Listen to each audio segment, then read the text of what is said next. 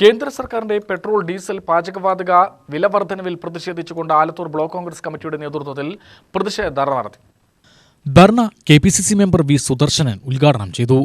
ഇതുപോലെ petrol diesel വില വർധനവും പാചകവാതകം, നിങ്ങൾക്കറിയാം, പാചകവാതകത്തിന് ഒറ്റയടിക്കൊരു കുറ്റിക്ക് 1000 രൂപയോളം വർദ്ധിപ്പിച്ചുകൊണ്ടും പാവപ്പെട്ട ജനങ്ങളെ വഞ്ചിച്ചുകൊണ്ടും അതുപോലെ പെട്രോൾ ഡീസൽ വില കുത്തനെ ഇന്നലെ 1 ലിറ്ററിന് 3 രൂപയോളം കൂട്ടിക്കൊണ്ടാണ് ഇത് കേരളത്തിലുള്ള പാവപ്പെട്ട ജനങ്ങൾക്ക് സഹിക്കാനും താങ്ങാനും പറ്റാത്ത രീതിയിലാണ് കേന്ദ്ര സർക്കാർ സംസ്ഥാന സർക്കാരിനോട് കാണിച്ചുകൊണ്ടിരിക്കുന്നത്.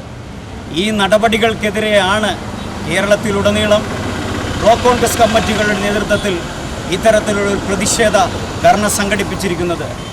ഇത് കേന്ദ്ര സർക്കാരിനെതിരെയുള്ള ഒരു സൂചന മാത്രമാണ്.